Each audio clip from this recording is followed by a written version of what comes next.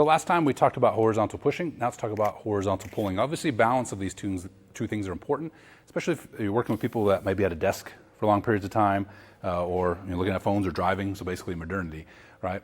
Is you have this internal rotation that occurs, okay, and this kind of kyphotic posture, head forward posture.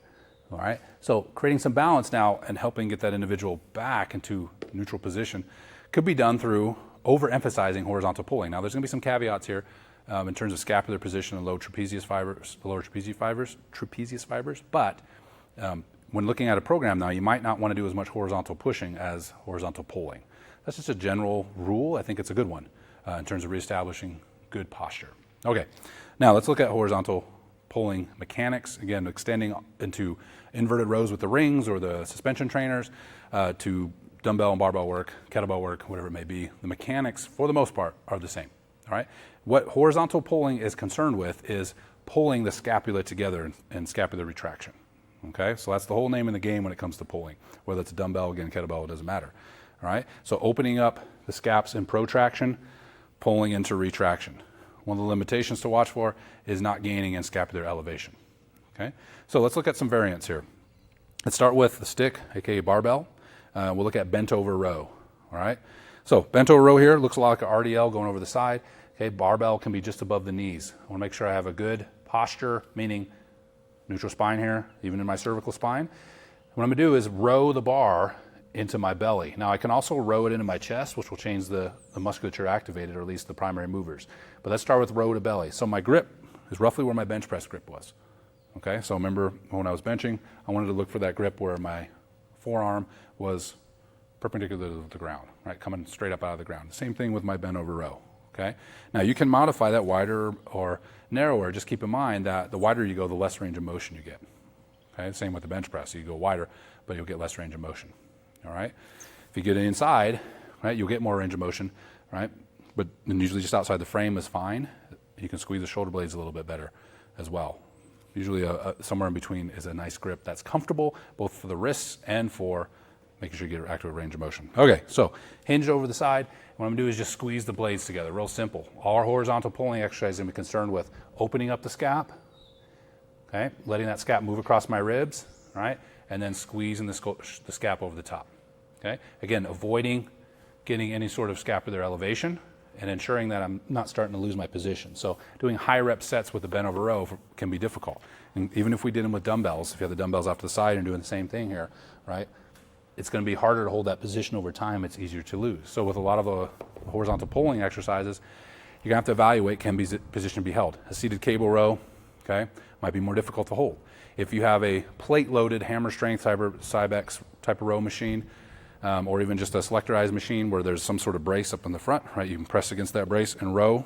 That's going to help maintain posture, so you can really focus on squeezing those scapulae a little bit more effectively. So retraction would be a lot stronger. You don't have to worry about posture.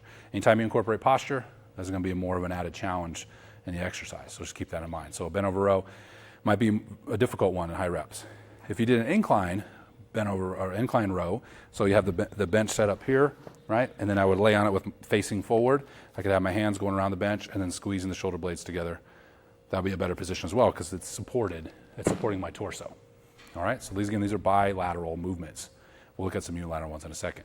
Now, I mentioned in the bent over position, or if even this was dumbbells. So if I was dumbbells here, I'd keep them off to the side and row them in, again, squeezing my shoulder blade together, okay, and then back down.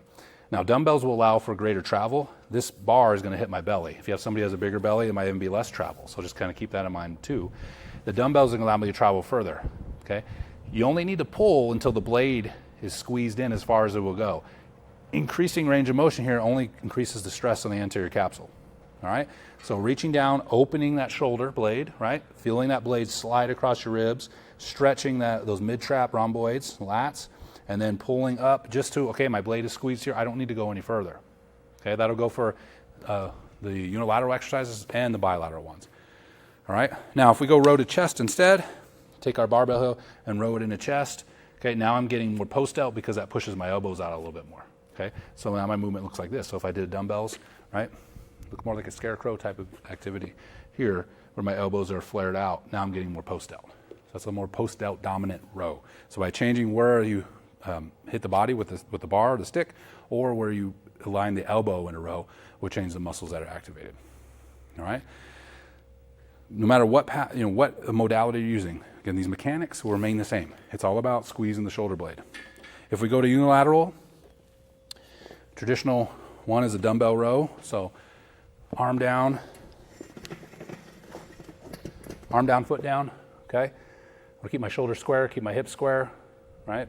Keep this shoulder blade as under control as that one, right? Not having myself sag, okay? And just pulling the dumbbell in to that stomach region, squeezing the blade, and then reaching back down. Now, as you do these, you can do some modifications here. Again, make sure off the side. It's very common to do this one. I'm not even moving my shoulder blade, okay? Feel that blade move, squeeze at the top, reach down, open the blade. If you reach further in front of you and stretch, you'll get a little more lat incorporation. So if I'm here, I'm stretching my lat as well. Squeeze, that's far enough. Remember, I don't need to go all the way up here. Okay, that does nothing for the shoulder, or nothing for my upper back. It just stresses out my shoulder. All right, anything is a trunk exercise. Okay, reach forward, squeeze the blade. Again, all the variants that are associated with this. Again, you could do a 3-point row. Now it's unsupported, right? Various versions of that. Okay, you do the same mechanics. Mechanics are always the same. Being mindful that that upper trap doesn't start to activate. Okay, I want to sweep that dumbbell into my torso. Right, squeeze the blade, reach forward. Squeeze the blade, reach forward. All right? So that's, again, if it's inverted row, off the barbell, off the J-hooks, or again, a suspension trainer, it's the same thing. Squeeze the blade, open it up. So that's horizontal pulling in a nutshell. Again, there's lots of variants associated. You can explore all those. Some allow for greater loading, some don't. Some are a little bit more of a stability challenge than others. Again, you could take a simple dumbbell row and turn that into all kinds of variants, challenging not just the row pattern, but also the ability to coordinate while you're rowing. All right, so if you want to do high reps, find something that will support the torso so you can focus a little bit more on the scap movement. If you want something that's more functional, something that's incorporating more trunk musculature, then you can start to more do a closed chain type of exercise and start to remove the support. In this case, moving from on the bench to maybe a 3-point row where I have one hand on the bench and my feet are supporting me rather than the bench. Lots of variants that you could explore. All right, we'll see you in the next video. If you liked this video and you want to see more, make sure to subscribe below and don't forget to hit the notification button.